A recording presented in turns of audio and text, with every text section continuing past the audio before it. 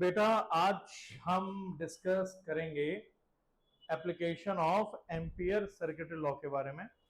देखो वैसे तो जो ये टॉपिक है, इस टॉपिक के एप्लीकेशन पे जब जाते हैं तो लोग सोलेनॉइड और टोरॉइड की बात करते हैं, लेकिन इसके एप्लीकेशन में एक और कॉन्सेप्ट है जो तुम्हें न्यूमेरिकल के रूप में भी मिलता है और तुम्हें डेरिवेशन के रूप में भी मिलता है। मेरा आज कंसर्न मेनली उसी टॉपिक पर है और उस टॉपिक का नाम है magnetic field due to a cylindrical wire. लेकिन इस टॉपिक पर मैं आगे बढ़ूं उससे पहले थोड़ा सा मैं एम्पियर के बारे में तुम्हें बता दूं ताकि आप हल्की फुल्की चीजें जान लो। एम्पियर लॉ तुमसे ये कहता है कि अगर कोई भी करंट कैरिंग वायर होगा, क्या होगा, कोई भी करंट कैरिंग वायर होगा तो करंट कैरिंग वायर पे आप अगर मतलब किसी क्लोज सरफेस पे लाइन इंटीग्रल लगाओ, क्या लगाओ, लाइन इंटीग्रल। लाइन इंटीग्रल का मतलब है कि वो इंटीग्रेट होकर आपको सर्कमफेरेंस प्रोवाइड करेगा। तो कहते ये हैं कि line integral of a magnetic field over a close loop is always equal to the mu naught times total current passing through the loop, total current passing through the loop। जैसे कि अगर मान लो मैंने ये लूप लिया, इस loop से current I जा रही है तो B डॉट डीएल तुम्हारा क्या खुल के आ जाएगा, सिर्फ म्यू नॉट आई, सिंपली म्यू नॉट आई आ जाएगा, खुल गया म्यू नॉट आई आ गया। ऐसे ही अगर मान लो मैंने कोई लूप ये दिया होता, ठीक है, इसमें एक करंट ऊपर जा रही होती I1, एक करंट ये जा रही होती I2, एक करंट ये आ रही होती I3, तो यहां पर अब लाइन इंटीग्रल लगाता तो क्या था, B dot DL is equal to mu naught times, ये दोनों करंट सेम डायरेक्शन में ऐड हो गई, I1 plus I2 minus I3, ये वैल्यू मिलेगी आपको। तो इस कहानी से आप इस लॉ को अप्लाई करते थे। दो तीन पॉइंट इसमें इंपॉर्टेंट है कि डॉट प्रोडक्ट यहां लग रहा है, तो जब डॉट प्रोडक्ट खुलेगा तो आपको पता है ये खुल के आएगा बी डीएल कॉस थीटा, क्या खुल के आएगा, बी डीएल कॉस थीटा। अब आपको पता है कि कॉस की मैक्सिमम वैल्यू होती है 1 जो कि आती है 0 डिग्री पे। 0 डिग्री के लिए बी और डीएल की डायरेक्शन क्या होनी चाहिए, सेम। तो एम्पीरियल लूप या एम्पीरियल सरफेस लेते वक्त इस बात का ध्यान आपको जरूर रखना होगा कि बी और डीएल की डायरेक्शंस क्या रहे, सेम रहे, ताकि एंगल की वजह से वैल्यू में कोई बदलाव ना आए।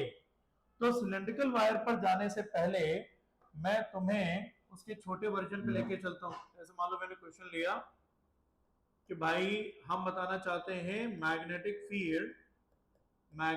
Field due to an infinite wire with the help of ampere circuital law. यानी ये कह रहे हैं एम्पियर सर्किटल लॉ की मदद से आप मैग्नेटिक फील्ड बता सको, किसके द्वारा, इनफाइनाइट वायर के द्वारा। तो कैसे बताओगे, ये वाला आपको पता है कि आप लोग बायोट सावर्ट से ही बताते हैं, हम एम्पियर से बताने की बात कर रहे हैं। ये मान लो मेरा इनफाइनाइट वायर है और इसमें करंट फ्लो कर रही है I, यहां पर एक P पॉइंट लिया मैंने जो कि यहां से A डिस्टेंस की दूरी पे है, कितने डिस्टेंस की दूरी पे है, A। तो अगर ये पॉइंट A डिस्टेंस की दूरी पर है और आपको फील्ड यहां पे चाहिए तो यहां से पास हो, क्या करोगे यहाँ पे, एम्पीरियन लूप। जिस पॉइंट पर आपको फील्ड चाहिए होगी उस पॉइंट से आप पास करोगे एम्पीरियन लूप जो करंट कैरिंग वायर को इनक्लोज करे, और जहां पर आपको फील्ड चाहिए वहां पर लोगे आप एलिमेंट्री एलिमेंट।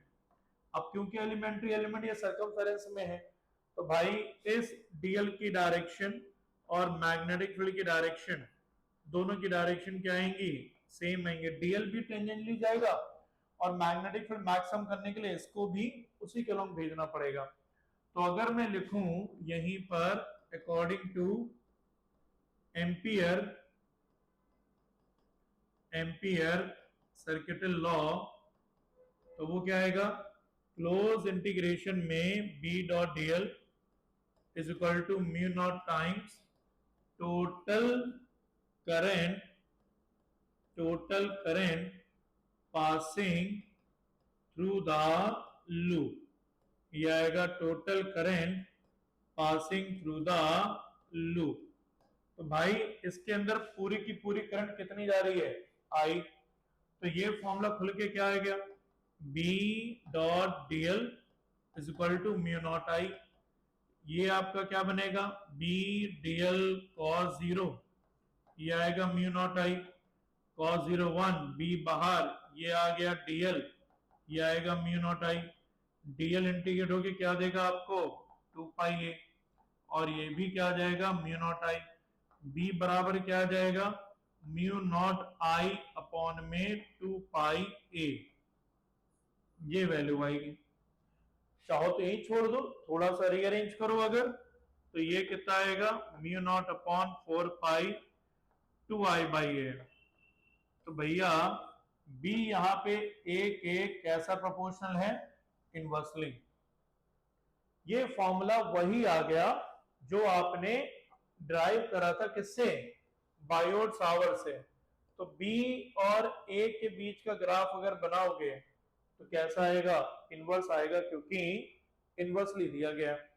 तो मैंने एम्पियर लॉ की मदद से ड्राइव क्या करा, magnetic field due to infinite wire. तरीके पे ध्यान देना, जिस पॉइंट पे फील्ड चाहिए उस पॉइंट से पास करोगे एम्पीरियन लूप, और पॉइंट पे लोगे एलिमेंट्री एलिमेंट की डायरेक्शन में हमें चाहिए होगी मैग्नेटिक फील्ड, ताकि हमें फील्ड पर्टिकुलर करंट पे मैक्सिमम मिल सके। तो ये वाला पार्ट हुआ। अब जिसके लिए मैंने ये वीडियो बनाया उसे थोड़ा ध्यान से देख लो, क्योंकि इसमें लोगों से गलतियां होती हैं। क्या है वो टॉपिक, उस टॉपिक का नाम है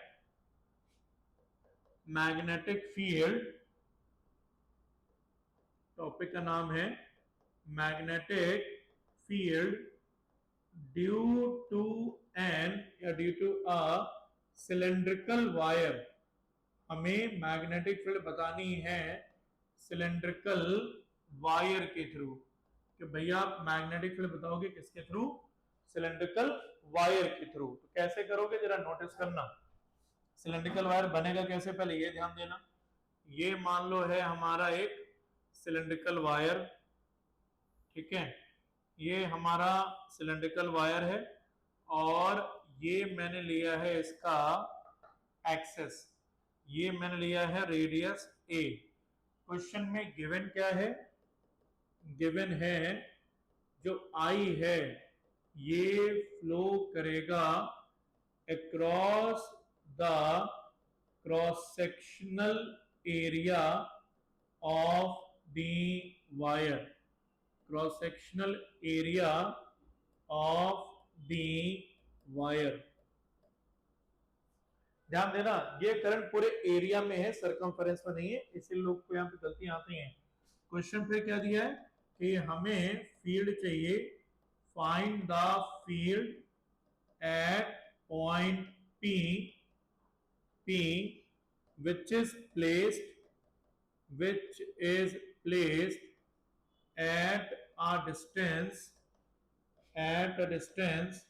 small r from the axis of the wire, from the axis of the wire।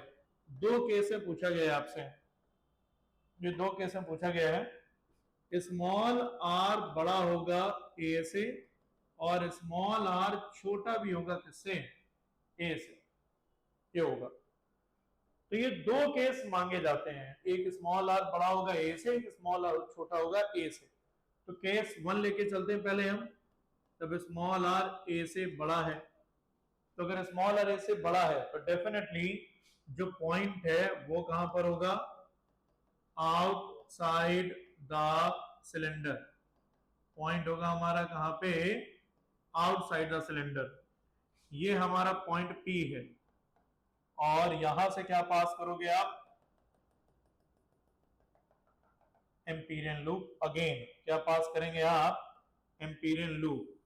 ये रेडियस हमारी क्या हो गई, R, ये हो गया एलिमेंट्री एलिमेंट DL, डीएल की डायरेक्शन और बी की डायरेक्शन, दोनों की डायरेक्शन क्या हो जाएंगे again same.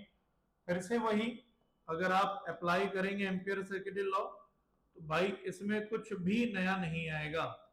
Apply ampere circuital law कुछ भी अगर लगाते हैं तो क्या आएगा, क्लोज इंटीग्रेशन में B dot DL is equal to mu naught times total current passing through the loop, total current passing through the loop, कि भैया बताइए लूप से कितनी करंट पास होगी। तो इस समय देखो तो लूप बाहर है, तो लूप अगर बाहर है तो पूरी की पूरी करंट इसी से पास हो रही है। तो जैसे पहले करा तो वैसे फिर आ गया, ये आ गया बी डीएल कॉस जीरो, ये आ जाएगा म्यू नॉट आई, बी आपका बाहर आ गया, ये आ गया D L mu naught I, D L आपका इंटीग्रेट हो गया, ये क्या आ जाएगा 2 pi R is equal to mu naught I. तो बी की वैल्यू कितनी आएगी, म्यू नॉट आई अपॉन में 2 पाई आर। तो अगर मैं थोड़ा रीअरेंज करूं तो क्या लिखूंगा, mu naught upon 4 pi 2 I by R, मतलब वैसा ही आया जैसे वहां था, यानी कि बी इनवर्स प्रोपोर्शन में था किसके, आर के। बी आर के कैसे प्रोपोर्शन में था, इनवर्स में। अब अगला पॉइंट आएगा इसी में, अगर मैं देखूं कि मान लो मैंने आपसे बोला कि भैया पॉइंट आपका अंदर है, सेकंड केस है स्मॉल आर ए से छोटा है, तो अगर स्मॉल आर ए से छोटा है तो यानी आप पहुंच गए इनसाइड द सिलेंडर, आप सिलेंडर के अंदर आ गए। अब अगर सिलेंडर के अंदर आ गए तो अब कैसे देखोगे कि भाई आपने अगेन लिया, ये आपने अगेन लिया, ये आपकी एक्सेस और ये है आपका पॉइंट, ये है पॉइंट P, ये है रेडियस R और ये है A। तो कहानी यहां पे क्या होती है कि भैया आप इससे क्या पास करोगे, एम्पीरियन लूप। अगेन आपने एम्पीरियन लूप पास करा, अगेन आपने एलिमेंट्री एलिमेंट लिया, अगेन एलिमेंट्री एलिमेंट के अलोंग बी की डायरेक्शन होगी, सब कुछ सही है, कोई दिक्कत नहीं है। दिक्कत यहां पर एक है, वो ये है कि भैया तुमने अगर लूप ये लिया है और करंट पूरे एरिया में आई है तो इतने एरिया की करंट कैसे आप निकालोगे, आप इतने एरिया की करंट कैसे निकालोगे, इतने एरिया की करंट कैसे निकालोगे आप, तो ये यूनिटरी मेथड से आ सकता है, कोई दिक्कत है नहीं भाई। अगर इसका एरिया में लेता हूं, एरिया में करंट आई है पूरे एरिया में, ध्यान से देखो, तो पाई ए स्क्वायर में करंट आई है, तो बेटा यूनिट एरिया में करंट कितनी आएगी, आई अपॉन में पाई ए स्क्वायर। तो पर्टिकुलर एरिया में करंट कितनी आएगी, आई अपॉन पाई ए स्क्वायर इंटू में पाई आर स्क्वायर। तो वैल्यू क्या आएगा, आई R square by A square. Current कितनी आ जाएगी, आई आर स्क्वायर बाय, मतलब इतने एरिया की करंट कितनी आएगी, I R square by A square. तो अगर मैं लगाऊं, अप्लाई करूं यहां पे क्या, ampere, apply ampere circuital law, तो क्या लगेगा, क्लोज इंटीग्रेशन में B dot DL is equal to mu naught times, again क्या लिखोगे आप, total current passing through the loop. कि भैया हमने क्या करा, टोटल करंट ले लिया जो किससे पास करेगी, लूप से। तो अब कितनी करंट इससे पास कर रही है, अब करंट पास कर रही है I R square by A square.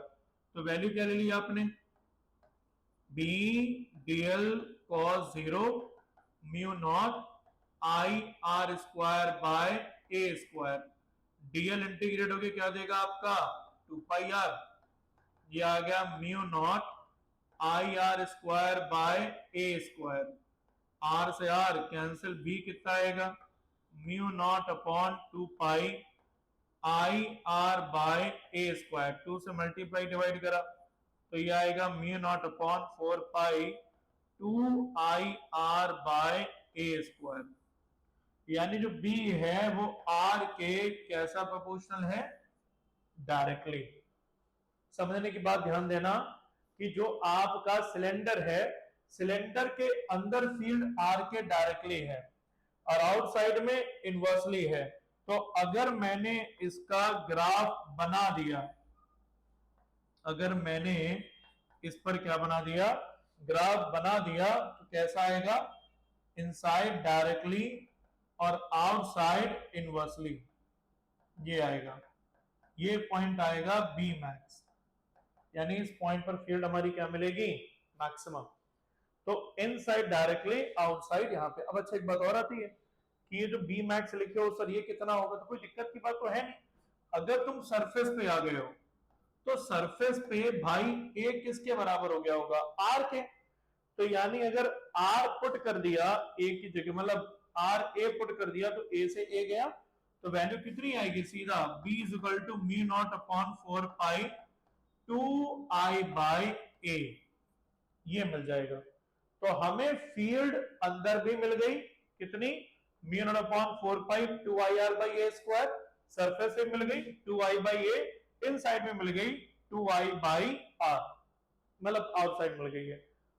तो ये फील्ड के फॉर्मूले, तो टोटल जो हमारे फील्ड के फॉर्मूले लिखे हैं वो हमें कितने मिले हैं, पहला है इनसाइड, इनसाइड में फॉर्मूला कितना है मेरा, mu naught upon 4 pi 2ir by A square. फिर है सरफेस से formula mu naught upon 4 pi 2i by A. फिर है आउटसाइड पे mu naught upon 4 pi 2i by R. समझने की बात यही है आपको कि भैया आर है डिस्टेंस, कहां से, सिलेंडर की एक्सिस से लेके उस पॉइंट पर जहां फील्ड चाहिए, ए है रेडियस ऑफ द सिलेंडर, आई है करंट।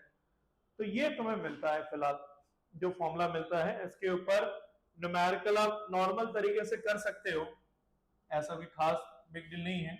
मैंने डीपीपी में तो आपको कराया था, मैंने मान लो आपसे कह दिया कि भाई ए के सिलेंडर है, इस सिलेंडर का रेडियस है 0.5 सेंटीमीटर, तो मैंने कहा कि फाइंड करो फील्ड जब आर है 0.2 सेंटीमीटर, जब आर है 0.5 सेंटीमीटर और जब आर है 0.7 सेंटीमीटर। तो आप आसानी समझ सकते हो, ये इनसाइड, ये सरफेस है, आउटसाइड। तो इनसाइड के लिए तुमने फॉर्मूला सीधा लगाया होगा, mu naught upon 4 pi 2ir by A square, ये फॉर्मूला लगाया होगा, mu naught upon 4 pi 2i by A, और ये लगाया होगा mu naught upon 4 pi 2i by are.